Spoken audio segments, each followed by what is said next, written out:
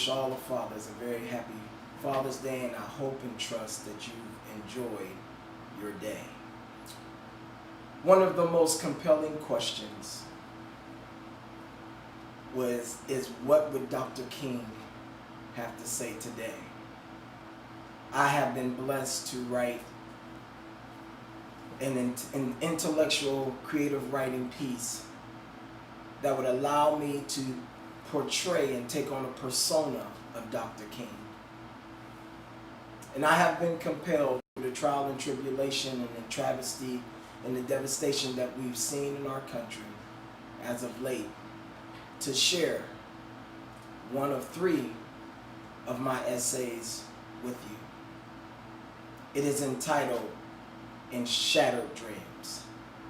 So I want you to just sit back and just imagine, what would Dr. King have to say today? My book title is The View from the Mountaintop. What would Dr. King have to say? This particular writing took place over 20 years ago, entitled Shattered Dreams. Enjoy.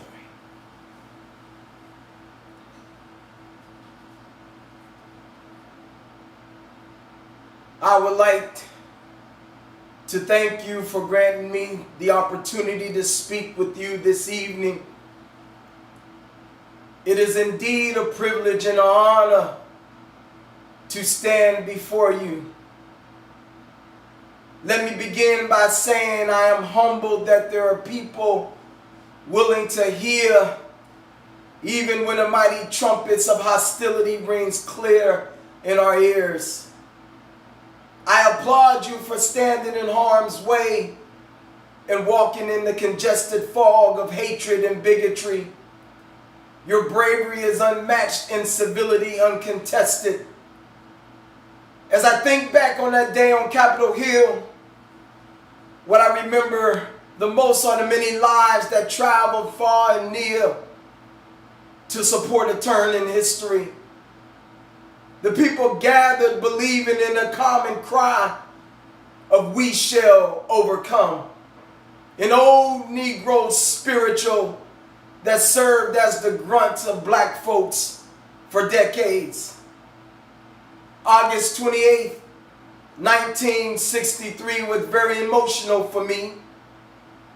I have not forgotten the illuminating words and vigorous demeanor in which I protested. I remember it just like it was yesterday. Even though we face difficulties of today and tomorrow, I have a dream deeply rooted in the American dream. I have a dream that on the red hills of Georgia, sons of former slaves and sons of former slave owners will be able to sit down at the table of brotherhood. I have a dream.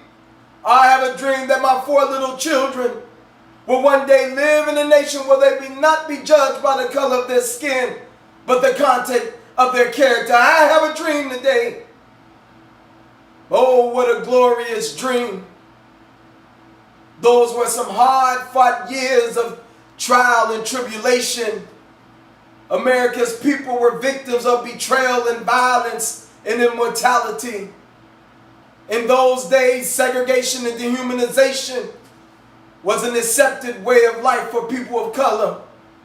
Today, segregation and dehumanization are no less complicated. We are grandchildren of ignorance, grandchildren of rejection, grandchildren of racism and sexism, grandchildren of police brutality, grandchildren of oppression, and grandchildren of neglect. Let me be clear. I was asked to speak to you not out of desperation or panic, but necessity. I stand before you in the light of the significance of my protest, a nonviolent protest that showered on the hearts of many fellow Americans, a dream that is candidly shattering, a dream rich in American soil, but flooded by the malicious behavior of corporate scandals, educational hypocrisy, governmental disregard, and the outpouring of institutional racism. A dream once bordered with fidelity, now framed with treachery. We have created a country not led by forefathers, but mere stepfathers. America is crying out with his arms folded. Our country has chosen to indulge in violence and war, deceit, betrayal, conspiracy, and addiction. Addiction of alcohol and drugs, greed and power, trickery and mockery. Our young boys and girls enter this world as objects. By middle school, they become subjects, and by high school, they are rejects. Little black boys and girls, Latino boys and girls, Asian American boys and girls, Native American boys and girls, and European boys and girls are victims of this cycle of deprivation. Many of our children have chosen friends over family because the notion of family is learned on the highways of corruption, the byways of negligence, and in the hallways of disgrace. Family has taken on a new meaning. What was once our torch is now our sword. As the civil rights movement walks in its shadow, don't let the antagonists of life skip rocks over the blood, sweat, and tears of our ancestors.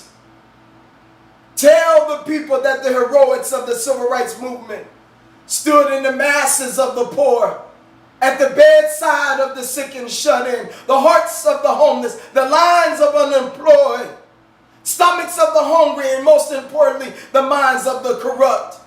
Our ability to be concerned about humility was not decided by our salary and position. In fact, most of us walked out of our jobs to join the movement. A sacrifice must be made today. I haven't worked a day at my desk that I haven't worked a day on the streets.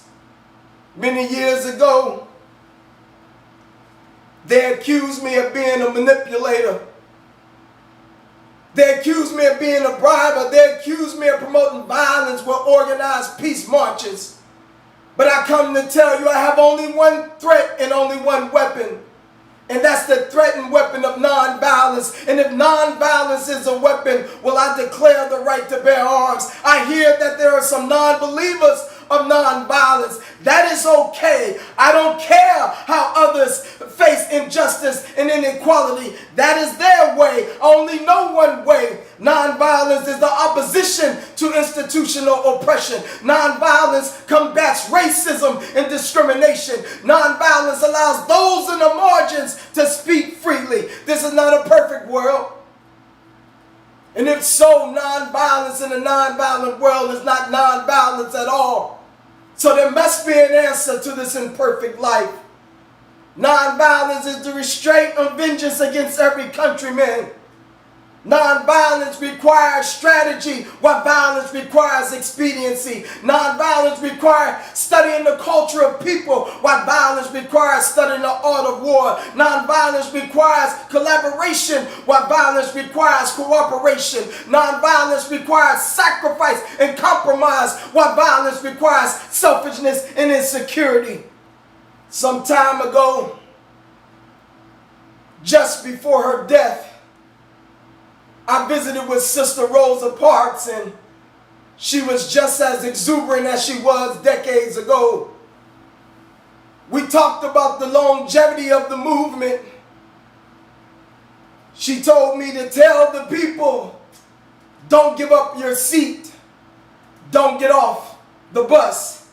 She said, don't wage your justice and righteousness. She said, don't be tempted by evildoers. She said, we as a people must listen differently. We must live differently. We must speak differently and love differently. She closed with, injustice today will cause a greater depression tomorrow. Now I realize that our quest is in justice and truth and not in man. A decade ago, we stood directly in the line of destruction, knowing at best that our lives were at stake. Today you must travel alone because I'm not as healthy as I was decades ago. My blood pressure is on the rise and my body suffers from chronic pain and fatigue. And given my wife recent diagnosis, I am torn between a broken heart and a shattered dream. As I was sitting at my wife's bedside, I looked out on the red hills of Georgia. In hope, I thought, this land, sweltering with the heat of injustice and inequality, this land covered in sin and wicked deeds, this land full of deception and deceit, this land washed by unclean hands must be transformed by an interreligious dialogue guided by God's grace and mercy. And if we fail to generate an interreligious dialogue, America will become a desolate land of divided inspiration and demonic spirits. Both faith and non-faith communities must join hands. Before I go any further, my goal this evening is to speak to your soul where the root of comprehension lives. Your soul, my soul, is the most intimate and in-depth form of learning. My soul runs deep, deep in the villages of South Africa, deep in the hay of farm workers, deep in the reservations of Native Americans, deep in the victims of police brutality, deep in the slums and ghettos, deep in the tragedies caused by natural disasters, and deep in the atrocities just around the corner. We are living in the days of unknown spirits and uninformed minds. Today is the day that we must ask ourselves, is death more painful than human suffering? When I think back to my childhood days, I remember rebelling against my father's wishes to follow the Baptist teaching, but I learned right away that I was under ordinance of a higher being, and that Daddy King was just a messenger. I had no choice as a child, and I have no choice today. When you're called to do something higher than you and I, there's no moving out of the way. There's no ducking or dodging. There's no avoiding and preventing. In the life of nonviolence, honesty and courage are inseparable. We have migrated to a land marinated in hypocrisy. The dream has become a dream deferred. We have to graduate from being dreamers and become believers. Believers of moral courage, civic disobedience, and justice for all. In order to find ourselves, we must lose ourselves in the service of others. If a boy in California experiences racial profiling, folks in New York should feel violated. We cannot wait for another tragedy to strike us to understand our responsibility to one another. The community is ours.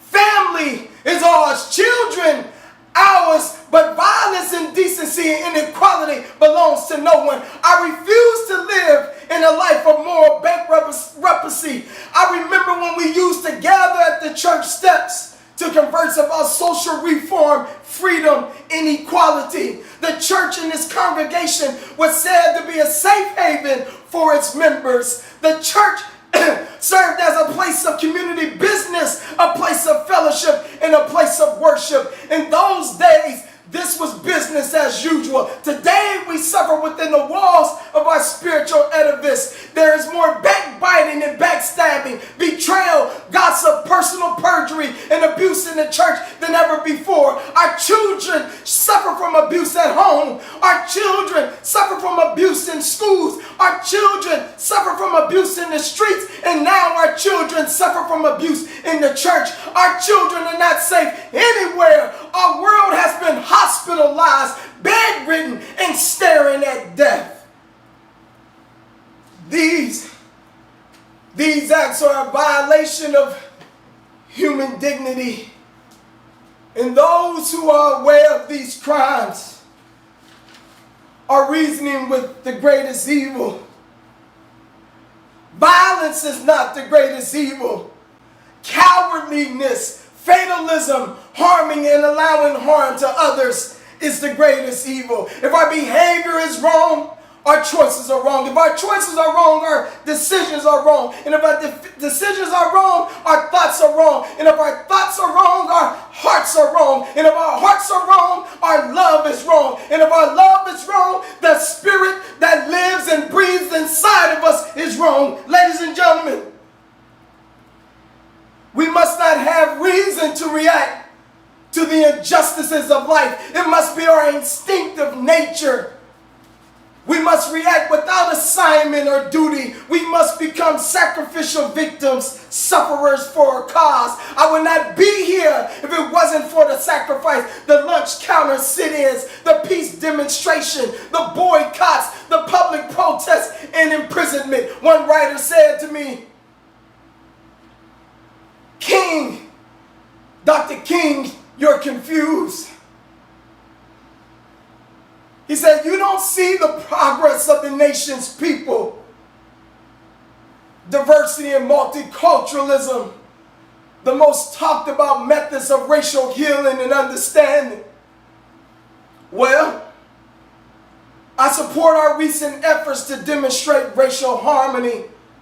However, as long as diversity is disproportionately underrepresented in our administration, in our Congress, Fortune 500 companies, in our classroom, diversity becomes a systemic plantation of privilege. Let me remind you, it was just 40 years or so when a Negro couldn't sit in the same vicinity as common folks. How long? Not long ago, since the Peace March in Selma, Alabama turned into police brutality. How long? Not long ago, since the lynching of slaves. How long? Not long ago, since Medgar Evers was shot in his own driveway for fighting for justice. How long? Not long ago, since the Brown versus Board of Education decision helped integrate the schools. How long? Not long ago, since women could not serve in meaningful jobs in front office. How long? Not long ago.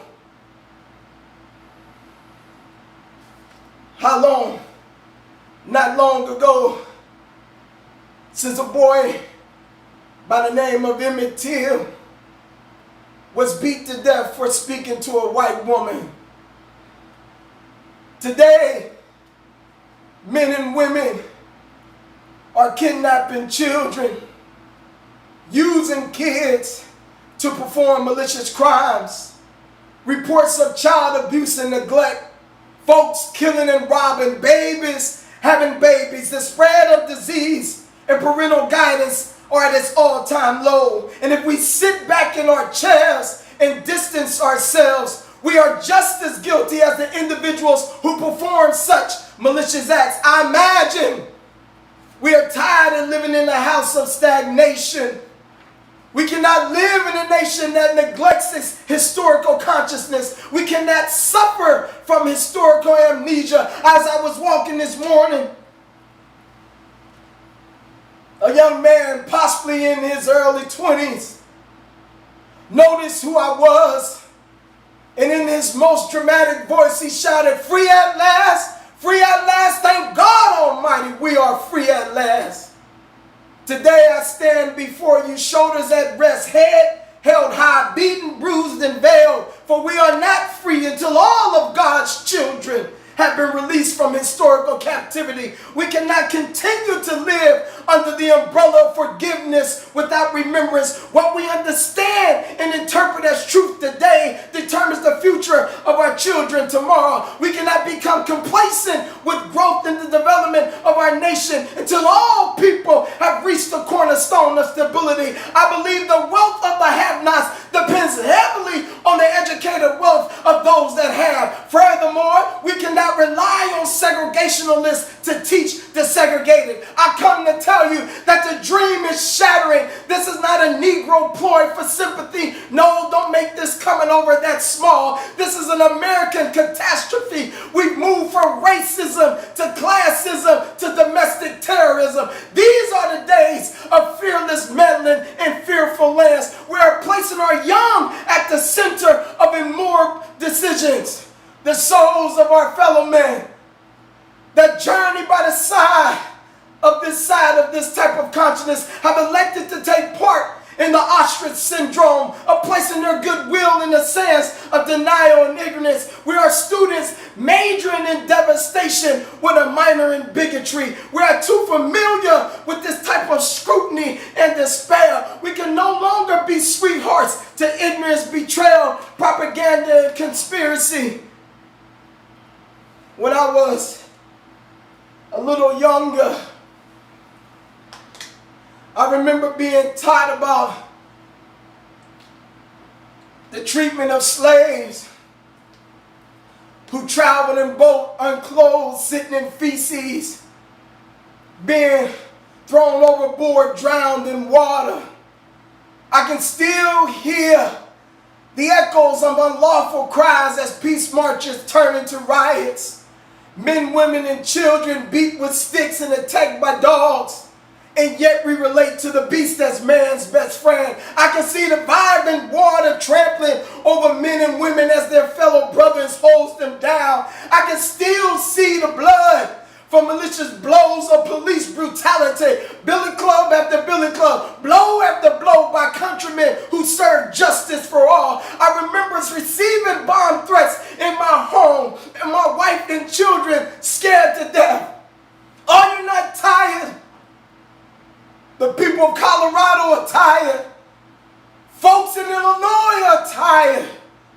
The struggling South is tired. The Midwest is tired. Soup lines are tired. Food pantries tired. Unemployment lines are tired. Teachers are tired. Social workers are tired. Counselors and immigrant workers are tired. Nowadays, I find myself sitting in my study, relieved of my travel, surrounded with peace and love from my devoted family.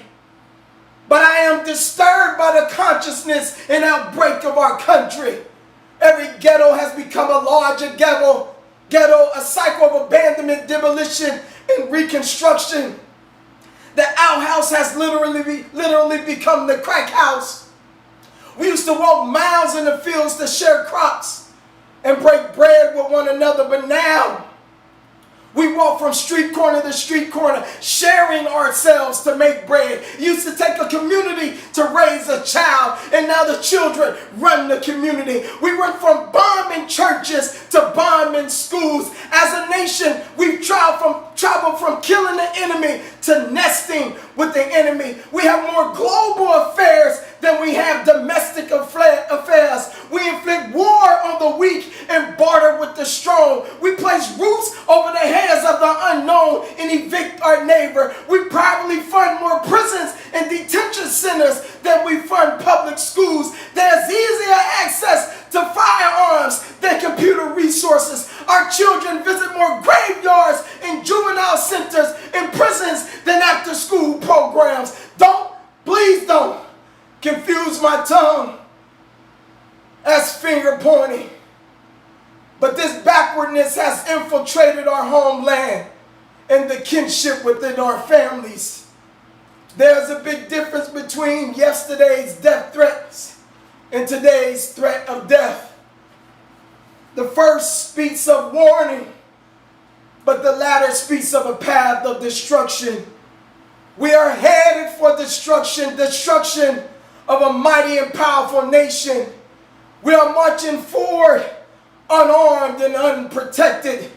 My dream was a dream of tomorrow, a dream for children, a dream from every mountaintop to every valley low, a dream for Negroes up north and a dream for the suffering South, a dream equally predicated by the Quakers, a dream peacefully manifested in Gandhi, a dream generally hosted by the walks of faith, a dream prioritized by the diligence of his people. I tell you, I still have a dream today, a dream of upliftment and elevation, a dream of sacrifice and service, a dream of righteousness and correctness, a dream of community and celebration, a dream of peace and a dream of harmony. A reporter stopped me some 6 months ago.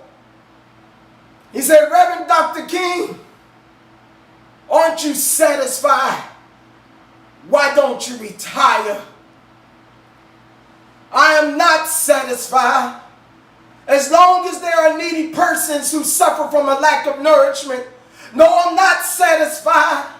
As long as the pharmaceutical companies govern the sick and shut in. No, I'm not satisfied.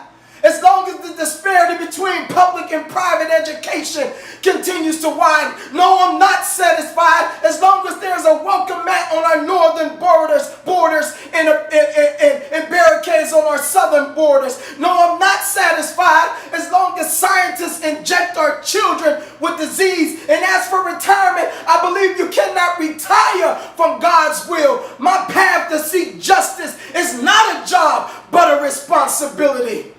Something as worthy as freedom and justice is something worth dying for. We can't stop now until violence stops. We can't stop until hate stops. We can't stop until unemployment stops. We can't stop until drug trafficking stops. We can't stop until miseducation stops. We can't stop until kidnapping stops. We can't stop until homeless stop. Many of us have been born in oppression, living in strife, and will die as fools.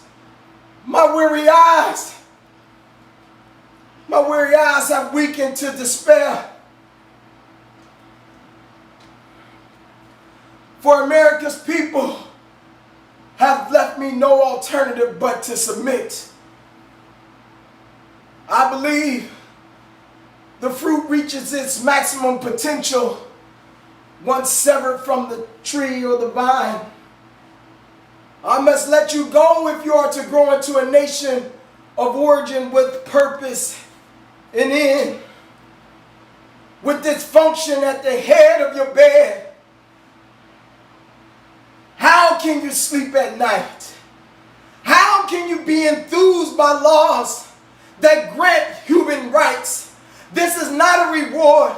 This is not a step forward. A clear conscience understands that this life is a human right. Giving rights back to an individual is not an honorable thing. It's identifying the wrongfulness in the first. We are marching in mud, I tell you. The dream is shattering. Today we are neighbors of confusion, neighbors of thievery and betrayal, and neighbors of false idols. We are standing at the foothills of the promised land. I want nothing more than to hear, well done, good and faithful servant. A choice must be made today. The wait is over. It is time for we, the people, to regain authority, take back our lives, and control our own destiny. Righteousness is seeping through the walls. Justice is leaking through pipes, and peace is whispering through cries. Now is the time. It doesn't matter to me who is the author of the book of righteousness, as long as righteousness is written and never forsaken.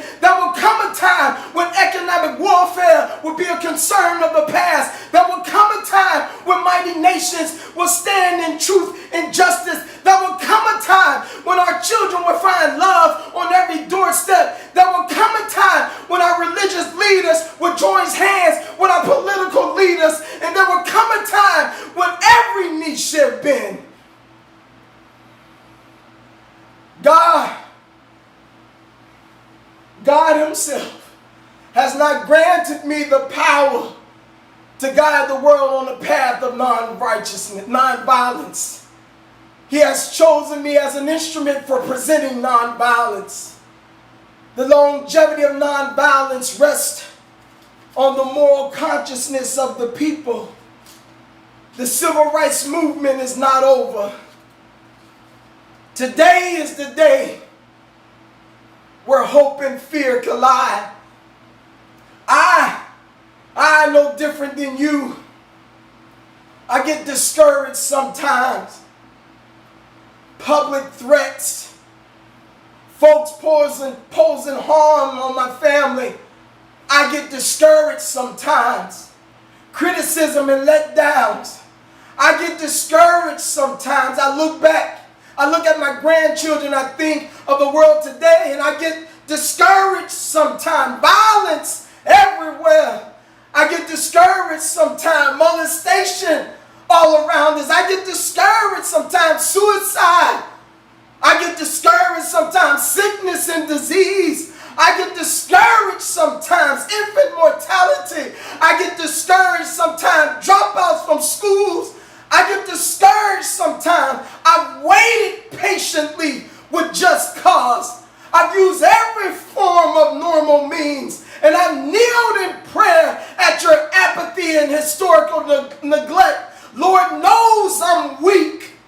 Just the other day, I was thinking about the desperation of freedom and justice. And I immediately got down on my knees and I said, Lord, I'm trying to do what's right. I believe in my heart that we are fighting for the right cause. God answered me shortly after and he said, stand up for righteousness, stand up for justice, and stand up for truth. Martin Luther King Jr., give your life to me and I will be with you all day. One day in the mountains of Colorado, one day in the deserts of Arizona, one day along the coast of California, one day in the swamplands of Florida, one day deep in the heart of Texas, one day in the valley. Thank you. Thank you.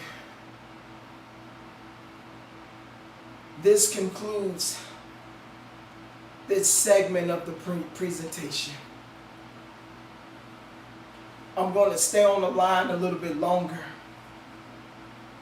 for those who may have questions about what you've heard today.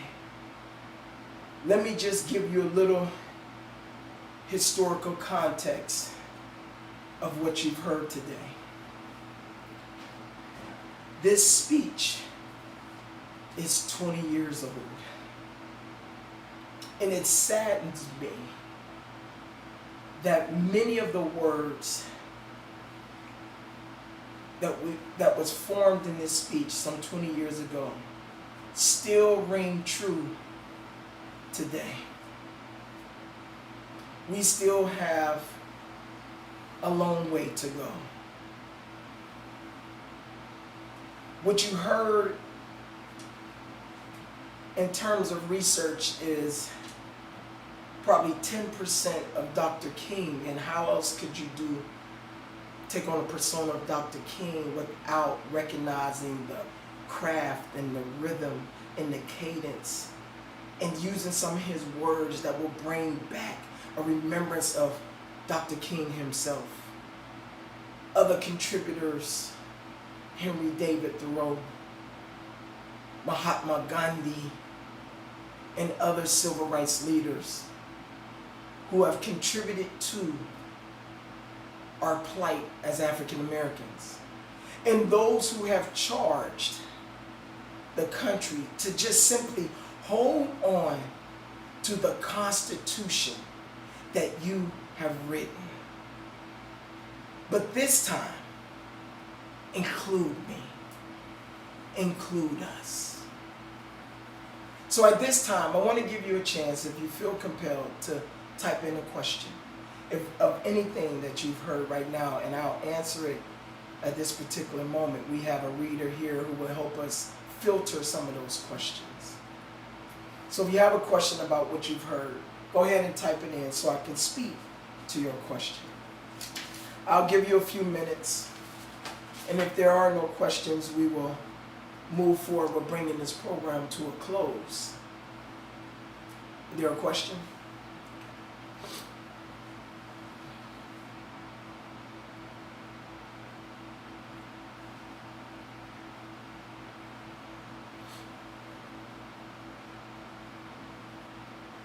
If you feel compelled to do so, I ask that you share this video with others who may be struggling with the racial tension that we're experiencing right now and the racial divide that is taking place. Also, our country is looking for answers. Many people want a place as a conversation starter. My writing, I've always felt this way. My writing has always been a conversation starter, just to pull you in and to antagonize and trigger some things in your mind so that you can ask some deeper questions of yourself and ask some deeper questions of those around you. We have to start somewhere. We have to start somewhere. I will be back in just a few weeks. This is a one of 3 part series And I'll be sharing another speech with you in just a few weeks. So as this continues to grow, as you continue to share what you've witnessed today, let's generate the questions. Let's ask the questions so I can help us, so I can help you. I trust and believe that this has been a blessing for you. I thank you for your time and your attention. Happy Father's Day once again to all the fathers out there. And even if you type in your question, for those who may see this in the next few weeks, I will still go back and answer questions. You have a question? What do you feel is our best conversation within our systems, our practices, and the Constitution that kind of leads and guides us? We have to have the conversations that we're having directly with one another are great. But the real conversation is our system is broken. And anytime there's acts of racism or discrimination or racial profiling, what surfaces in rage and anger is just a sign that there was already a fracture in the community. And now the thing explodes. Let me give you an example. There was a woman several weeks ago, a white woman, who was asked to put her dog on a leash. And she refused to do so. She called the cops and she threatened the gentleman by saying, I'm going to call the cops and I'm going to tell the cops that there was an encounter that was just a violation of my rights, or there was something that was threatening to me. Here's the problem. The problem was not that the black man asked her to put her dog on a leash. The problem was not the woman even wanted to call the cops and feel some type of threat. The biggest problem with this particular incident is that she knew that there was a system in place that would believe her. There was a system in place that she could trust. Even in her lie, even in her fabrication, she knew that there was a system that would support her. This is the problem that we see with police brutality and other acts of racism and bias and discrimination and prejudice. These are because there's a system that protects. There's a system that supports. I didn't have a problem with her calling the police. I had a bigger problem with what came out of her mouth. That she knew that she could make up a story and it would be believable. That speaks to not a right now problem, that speaks to a legacy of institutional racism. So I hope that helped you and blessed you. But we got to get to that level. We have to talk to the people who are making decisions and shaping and forming laws. And so that's why people are pushing past just the race relationship aspect of this conversation. They're pushing on to their local government. They're pushing on to police reform. They're pushing on to protesting at the White House. You have to understand this thing has to go deeper. What King did brilliantly is that he simply held the country to be accountable of its own words. The Constitution is wonderfully written. He was just saying, I need you to read your words of our forefathers and grab hold of it and let it be a practice for all and not just for some. So I hope that helped you. If there are any other questions, I'll take questions as long as they keep coming.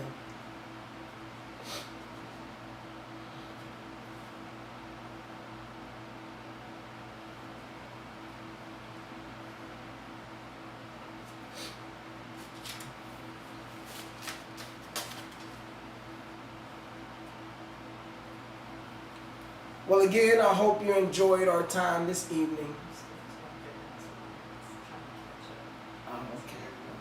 Okay. I just been informed we're on a little delay, so I'm going to slow down, ladies and gentlemen. I'm going to slow down and give you a chance to type in a question.